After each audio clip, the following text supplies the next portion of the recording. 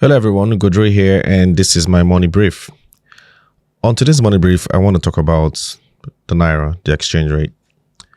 I have received a number of messages asking me to explain why all of a sudden, or I don't even know whether it's all of a sudden, but why is the exchange rate strengthening? Why is the Naira strong again?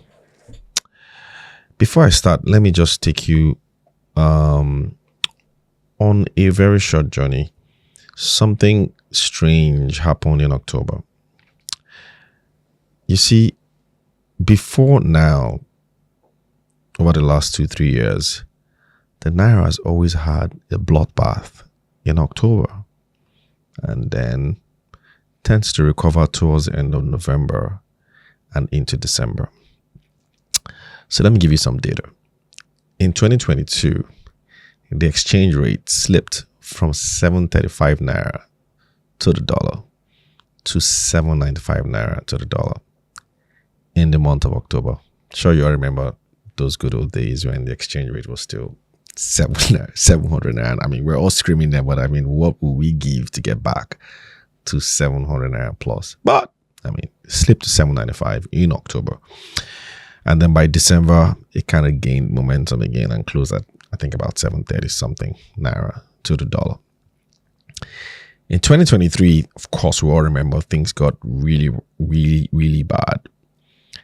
Just after we had that exchange rate unification that was announced sometime around June, July 2023.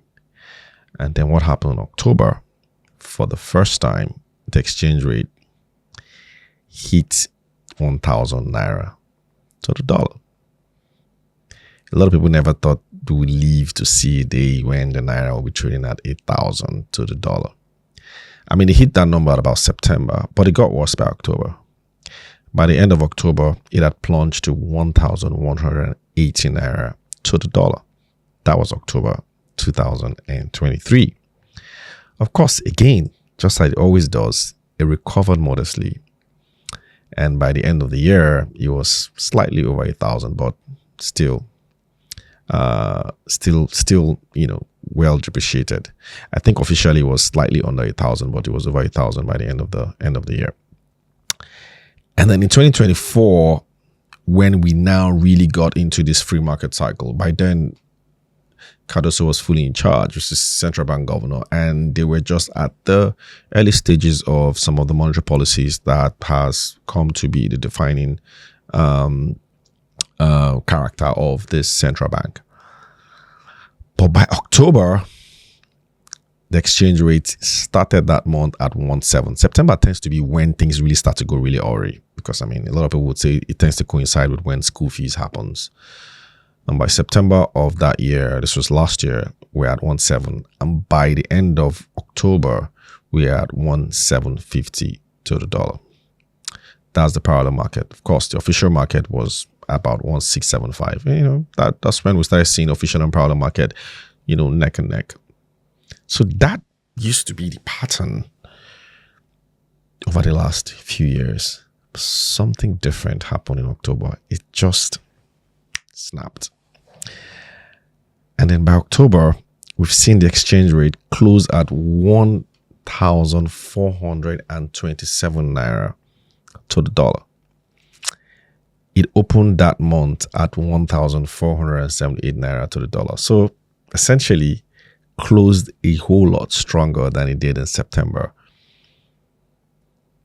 This is the first time we're seeing that happen, at least since we started tracking data, exchange rate data. And since or whenever we tend to have currency crisis. In the years where we have frequent stability, it hardly doesn't happen. But when we have currency crisis, October tends to be a pretty bad month.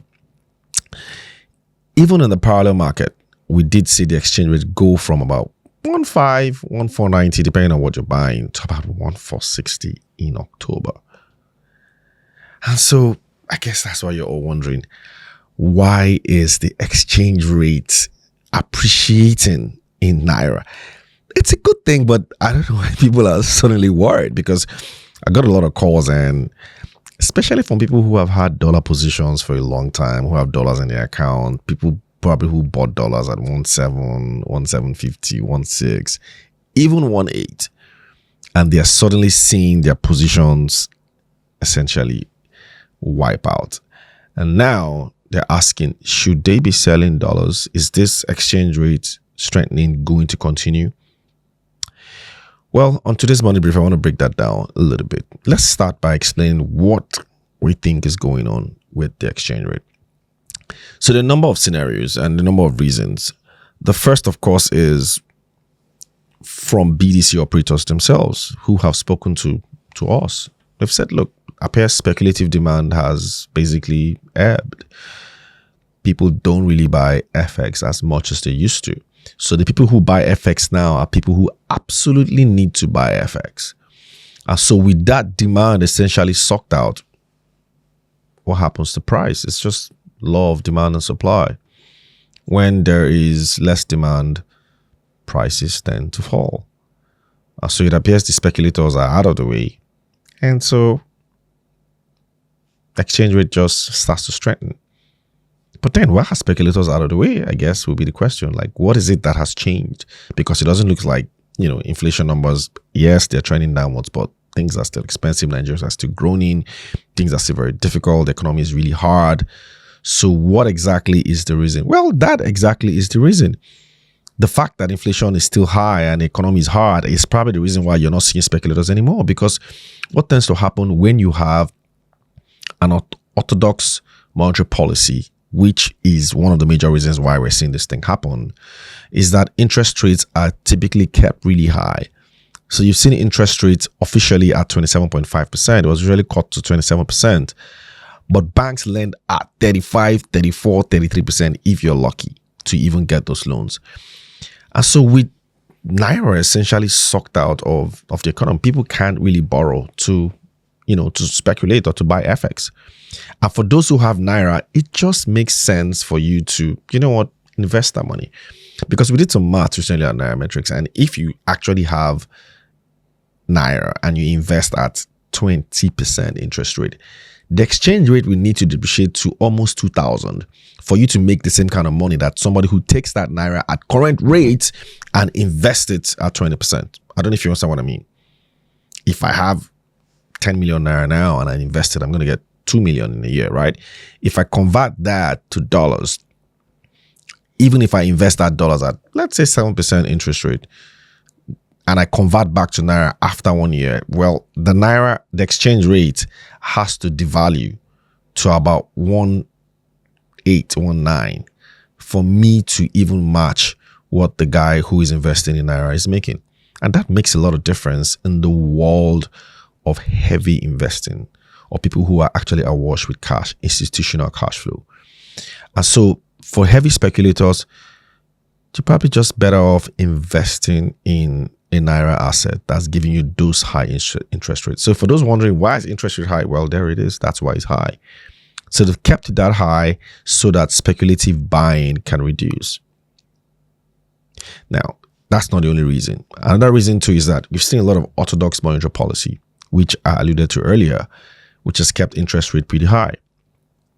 But more than that, the FX market itself has basically improved. So there's a lot more transparency. So before in this market, if you wanted to buy dollars, you really don't know whether somebody has that much dollar. So for example, let's say I want to sell $1 billion or I want to buy $1 million. Let's leave billion out of it. Buy $1 million. The guy selling probably doesn't know whether I have that much money to back it up. Or the guy buying doesn't know whether I have that much money to sell. But the rates just pop up like that, almost out of thin air. So there's no transparency.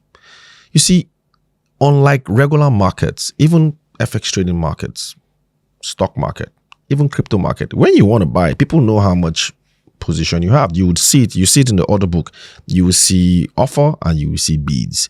And you need to see offer and bids to have an idea of how much to price your stock or your crypto. So similarly, now we have those sort of mark transparency in the FX market.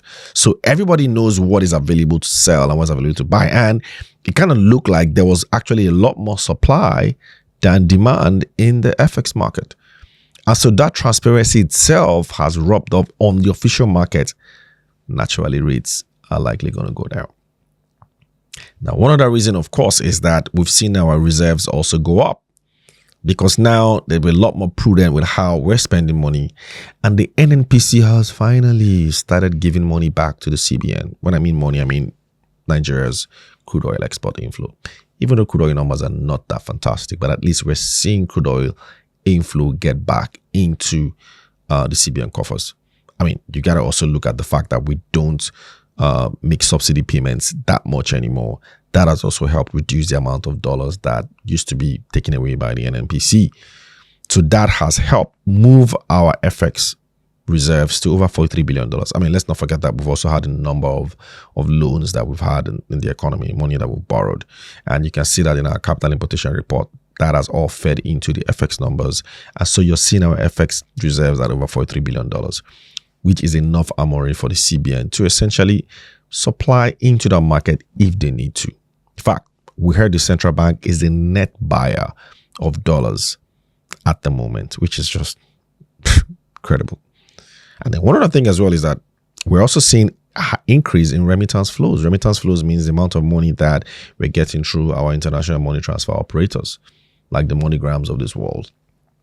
So they are now remitting through official channels. And even though the numbers are not as fantastic as some of us had thought, but they seem quite robust. Hitting about $300 million a day. The CBN wants it to be $1 billion a day, but we think it's around $300 million a day by our own estimates. So these things appear to be the reason why you're seeing the exchange rate strengthen. And now a lot of organizations who have dollars, if you look at the latest results that has been out, published by Nigerian companies, you will see that they are now taking FX losses on holding dollar positions. Can you imagine that? Like, typically, you make FX gains because the Naira is always depreciating. But this time around, you're taking FX losses because you're holding dollar assets. So the smart thing to do is to see how you can rebalance it. You want to hold as much Naira assets to counterbalance the dollar losses that you're making, so that at the end of the day, you don't lose. Because, hey, look, on the long term, the dollar always gains against the Naira, at least for the last 30 years, 30, 40 years. So you want to still hold your dollar positions to as much as you can. But you got to have a way to hedge now. And hedging is a lot better now because we no longer have that fixed exchange rates element that we used to have before. So it's more price determined. So people are now better, or are now employing all sorts of hedging techniques just so that they can have the exchange rate to be a lot more under their control. Now, what does this mean for 2026 or for the end of 2025? It kind of looks like there is tailwinds, more tailwinds than headwinds. Of course, tailwinds is that propellers, things that make things better. So it kind of looks like the exchange rate could continue to remain strong. We've seen a little bit of weakness in the last few days, following, of course, the Trump threat to invade Nigeria because of killings of Christians.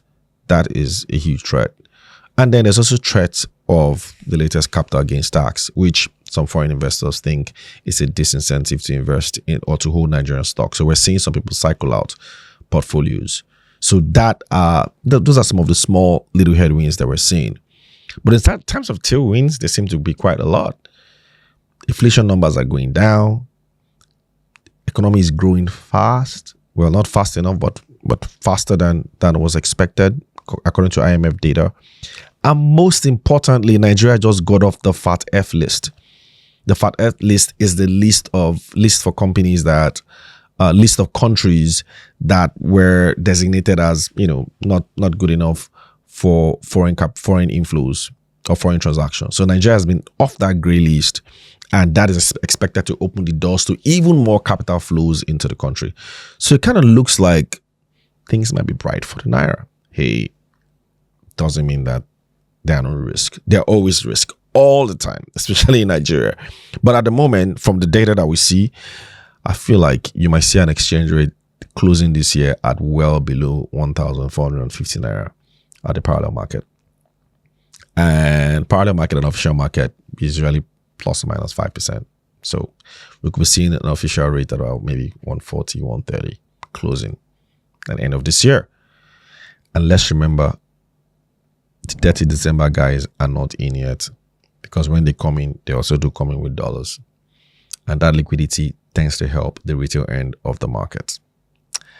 So This has been my money brief brought to you by Nairametrics. I hope I've been able to explain why the exchange rate is great again. Now, do you think it's going to close stronger at the end of the year? If you don't, let's hear you in the comment section. Until we do this again next time, do have a profitable week ahead. Bye.